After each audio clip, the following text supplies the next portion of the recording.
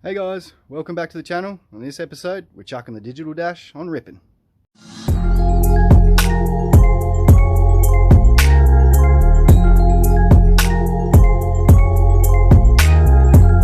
I decided I'ma spit it to him, laid back, flow like a nigga you can picture in the make. Alright guys, so we're in the territory and we're looking to upgrade and modernize this dash. We're also going to do something with the stereo. We've got the basic unit in here, but we've got our normal gauges, the territory system. We want to upgrade it, so we're going to go to the best digital dash I know for the best bang for buck, and that's the Powertune digital dash. So the way we're going to get into it is we're going to remove this, which is a few bolts up the top there, a few screws. That'll pop out, and then we can install it in there. Now I'll give you a look at the dash. So here we are. This is the digital dash. It's a nice size screen. You get a mount. And you also get plug-ins for USB for a mouse and stuff like that. But this unit primarily runs through the CAN system and also the OBD2. Uses both of them in the Falcon models, and this is just a positive to work in some power for it. So we'll get into taking the car apart so we can install it. So let's get into it.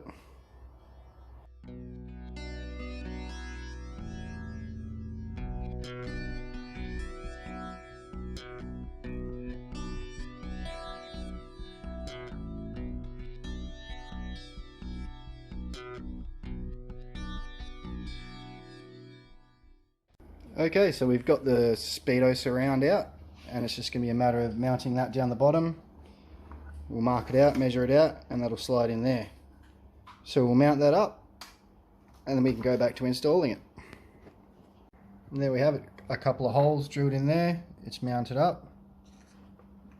And I have just mounted it slightly to the right, because when I mounted on the Falcon, I couldn't see how many K's left in the tank, and that's all I really was missing. So hopefully we'll be able to see that. But yeah, let's get back into chucking it in the car.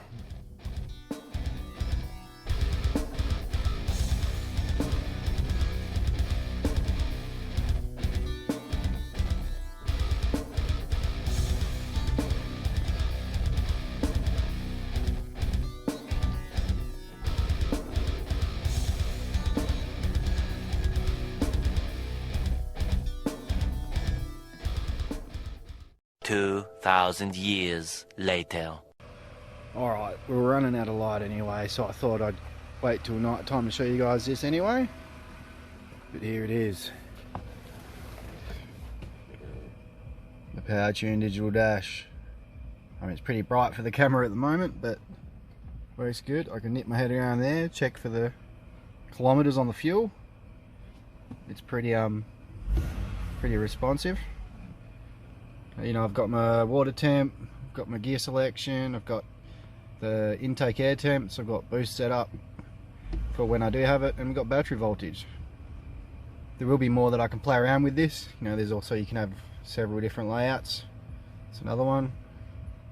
And you can also have it hooked up for a mouse. So this is the one I like to use to start off with.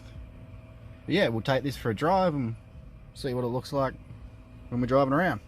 And before we take this for a drive, I just want to let you guys know that we're almost ready to get the turbo conversion going. Got almost all the pieces together, just sorting a few more things out, and then we can get stuck into it. So we might do a couple more vids on a few more prep for the turbo, and then we'll get stuck into it. So thanks guys, until the next one, see you later.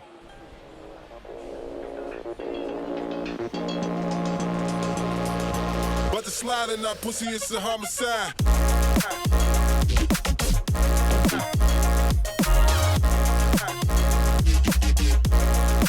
It's a homicide.